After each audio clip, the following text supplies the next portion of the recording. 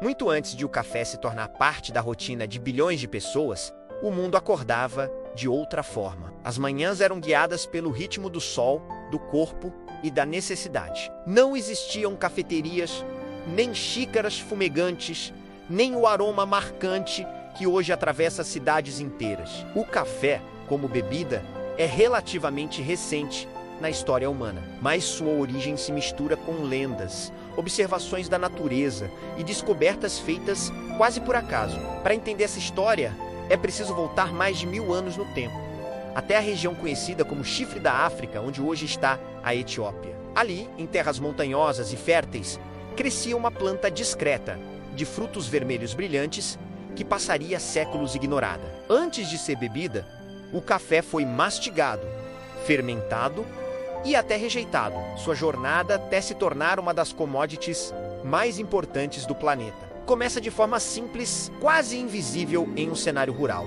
longe dos grandes impérios onde a curiosidade humana e a observação dos animais mudariam a história para sempre. A Etiópia é considerada, com base em estudos botânicos e históricos, o berço natural do café arábica. A planta Coffea arabica cresce de forma nativa nessa região, especialmente em áreas de altitude elevada, clima ameno e solo rico.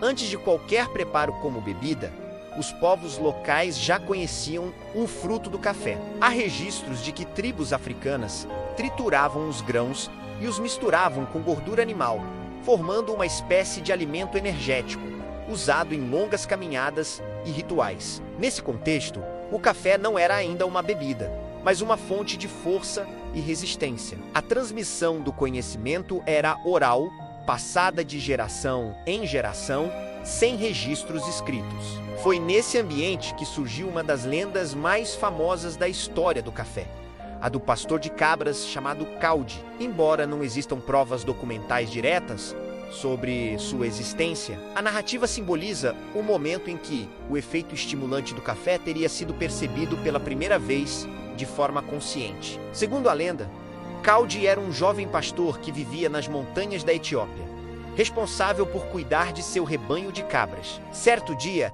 ele percebeu algo incomum.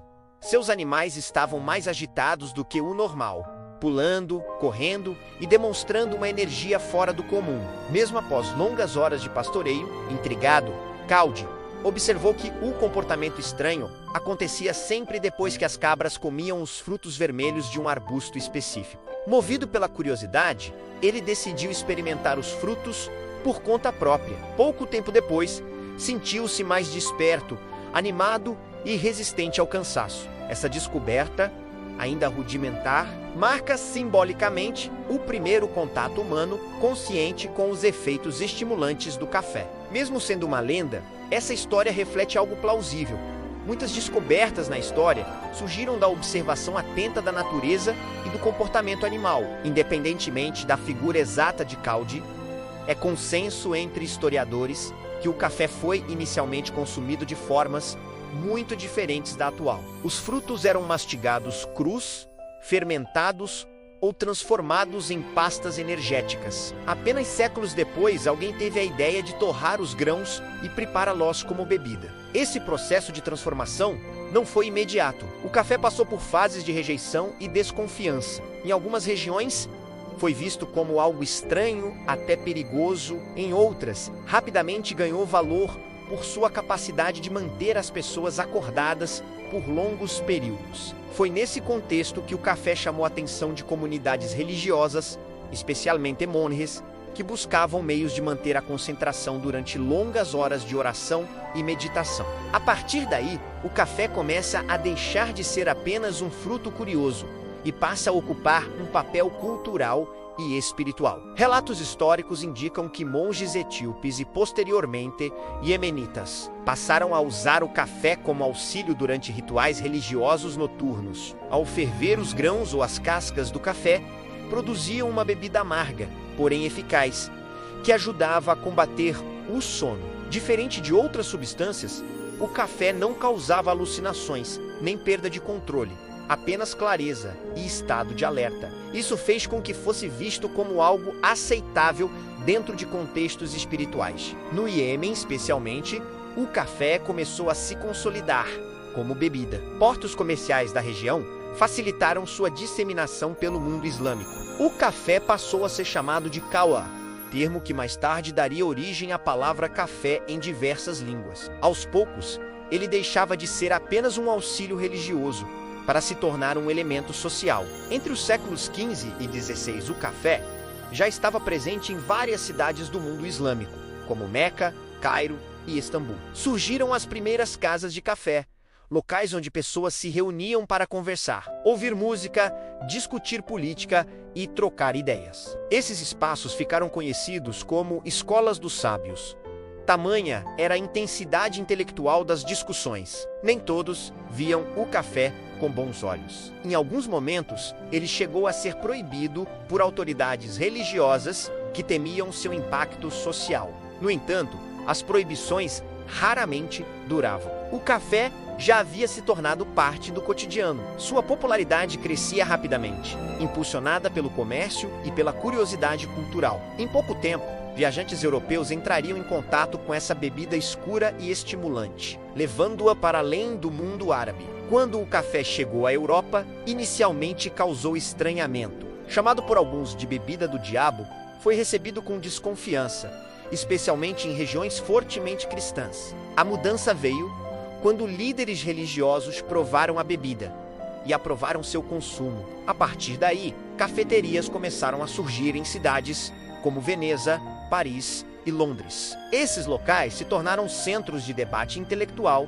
científico e político. Escritores, filósofos e comerciantes se reuniam em torno de uma xícara de café. Muitos historiadores acreditam que o café teve papel importante no iluminismo, ao estimular encontros, conversas e troca de ideias. Diferente do álcool, comum na época, o café mantinha a mente alerta. Ele não apenas acordava corpos, mas despertava sociedades inteiras. Com o aumento da demanda, o café deixou de ser apenas um produto exótico e passou a ser cultivado em larga escala. Colonizadores europeus levaram mudas para a Ásia, América Central e América do Sul. O Brasil, séculos depois, se tornaria o maior produtor mundial de café. No entanto, essa expansão também carrega uma história complexa, marcada por exploração, trabalho escravo e impactos ambientais. O café, que nasceu de uma observação simples da natureza, torna-se um dos pilares da economia global. Sua história mistura descobertas, lendas, fé, ciência e poder econômico. A figura de Caldi permanece como símbolo desse início humilde, lembrando que grandes transformações muitas vezes começam de forma inesperada. Embora a lenda do pastor de cabras não possa ser comprovada historicamente, ela sobrevive porque representa algo essencial. A curiosidade humana. Caldi simboliza o momento em que alguém observa, questiona e experimenta. Mesmo que ele nunca tenha existido como indivíduo real, sua história reflete processos reais de descoberta. Historiadores concordam que o café foi de fato descoberto na Etiópia e que seus efeitos foram percebidos antes de sua disseminação global. A lenda ajuda a contar essa história de forma acessível, conectando passado e presente. Ela não substitui os fatos, mas os acompanha, dando rosto humano a uma descoberta que mudaria o mundo. Hoje, o café está presente em praticamente todas as culturas.